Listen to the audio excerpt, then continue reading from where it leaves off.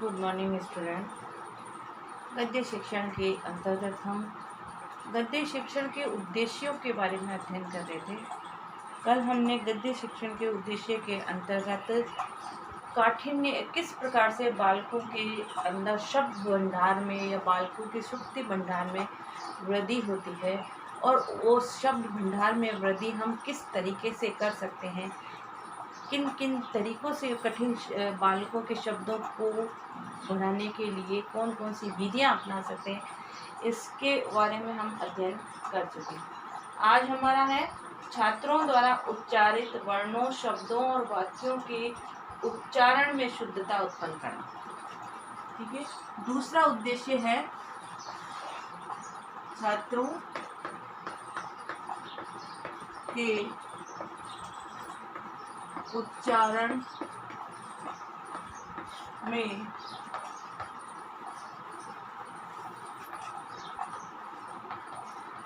शुद्धता उत्पन्न करना। कि गद्य शिक्षण का दूसरा उद्देश्य है कि बालक की भाषागत अशुद्धियों को, बोलने और लिखने संबंधी भाषागत अशुद्धियों को दूर करना। बालकों की उच्चारण से संबंधित जो जो त्रुटियां होती हैं वो गद्य शिक्षण में व्याकरण शिक्षण के ज्ञान को बढ़ाते हुए दूर करने का प्रयास किया जाता है। निबंध रूप में जो क्वेश्चन दिया जाता है निबंधात्मक, उसके द्वारा जो है तार्किक चिंतन में सहायता मिलती है। कि इसमें जो है इसमें निबंधात्मक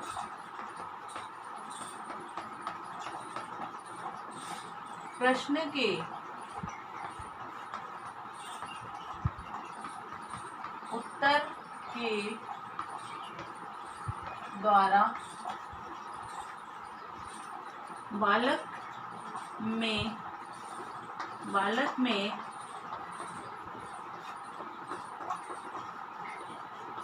तार्किक चिंतन का विकास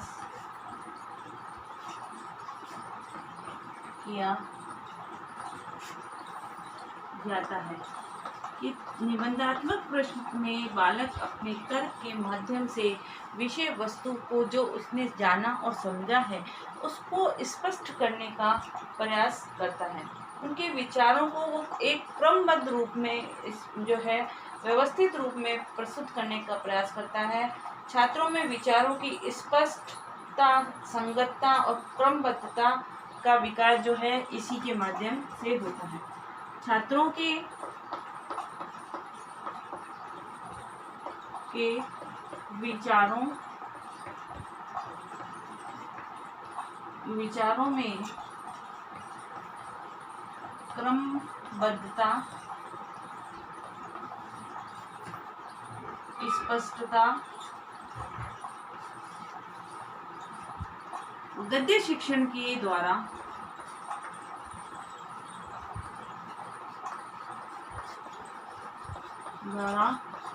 ही विकसित की जा सकती है।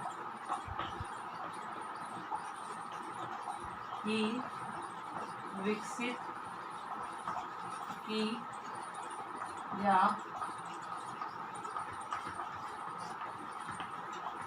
सकती है।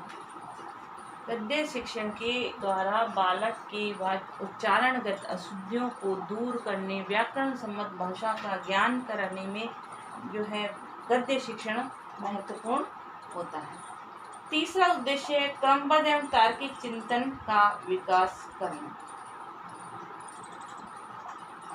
ठीक है। एक सिस्टमेटिक ढंग से अपने विचारों की प्रस्तुति करना।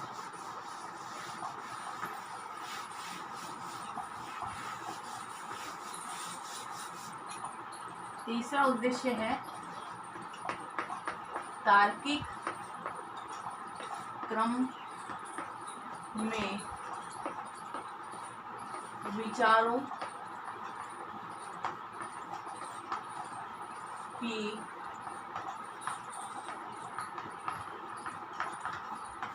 प्रस्तुति करना। ठीक है, कि अपने विचारों को एक सिस्टमेटिक व्याकरण सम्मत और क्रमवार रूप में प्रस्तुत करना। किस प्रकार से प्रस्तुत करते हैं, इसकी एबिलिटी, इसकी क्षमता बालक के अंदर विकसित की जाती है। चौथा है सुंदर विचारों, भावों और शिक्षाओं से छात्रों के चरित्र का निर्माण करना। सुंदर भावों, विचारों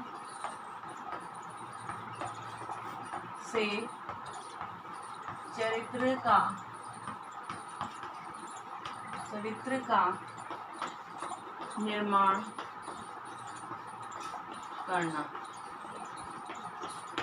कि बालक के गद्य शिक्षण के अंदर जिन विषय वस्तु को, जिन संदेशों को कहानी, उपन्यास, नाटक, रिपोर्टाज, संस्मरण में लेखक प्रस्तुत करना चाहता है, उसको पढ़ने के बाद में जो है छात्रों के मन में हृदय परिवर्तन होना, उससे शिक्षा प्राप्त करना और उस प्राप्त शिक्षा को अपने आचरण में अपनाना, गद्य शिक्षण का जो है चौथा उद्देश्य माना गया।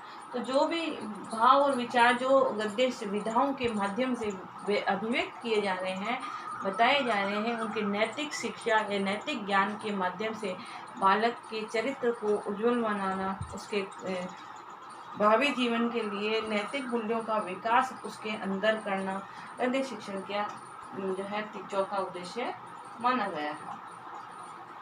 पांचवा है ज्ञान क्षेत्र में वृद्धि करना। ज्ञान क्षेत्र में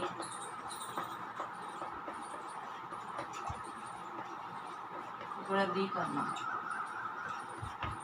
जब हम नए साहित्य को पढ़ेंगे, निबंध पढ़ेंगे, नाटक पढ़ेंगे, उपन्यास पढ़ेंगे, कहानी पढ़ेंगे, संस्मरण पढ़ेंगे, एकांकी पढ़ेंगे, जो गद्य के प्रकार हैं, उनमें जो नैतिक ज्ञान दिया है लेखक, जिस उद्देश्य से, किसी न किसी उद्देश्य से ही जो है साहित्य की रचना की जाती है, कहानी लिखी है, नाटक लिखा है, तो उसको लिखने के पीछे क्या उद्देश्य है, उस उद्देश्य, और उद्देश्य हमेशा क्या है, प्रगति की ओर ले जाने वाला होता है, सन्मार्ग की ओर ले जाने वाला होता है।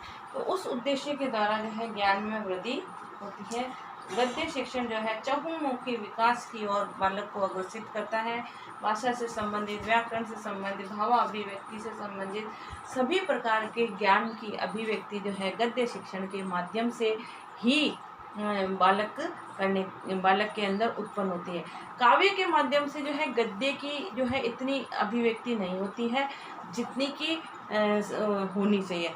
तो गद्य शिक्षण एक ऐसा सशक्त माध्यम है जिसके द्वारा बालक के भाषागत विकास, साहित्यिक भाषा का विकास, व्याकरण सम्मत भाषा का विकास करने के लिए ही गद्य में साहित्य की रचना की जाती है। काव्य जो है कवि मन की कल्पना है, उन कल्पना को वो शब्दों की माला में अलंकारिक और शब्दों से ओतप्रोत करके प्रस्तुत करने का प्रयास करता है। वो जो है भावनाओं पर आधारित होती है और ये बालक के अंदर ज्ञान में वृद्धि में जो है सहायक होता है, जो एक भाषा के शिक्षक द्वारा जो है विकसित किए जाते हैं। गृह कार्य लिखिए। गद्य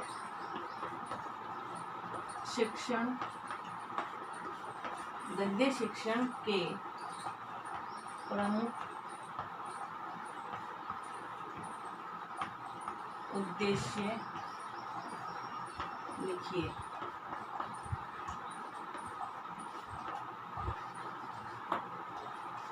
ठीक है, साथ ही घर में रहिए, सुरक्षित रहिए। जब भी घर से निकले मास्क लगा के निकलें, सोशल डिस्टेंसिंग का पालन करें। कोरोना अभी गया नहीं है, तीसरी लहर आने वाली है और इससे हमको बचने का प्रयास करना है। सरकार का भी हमको इसमें साथ देना होगा। Thank you.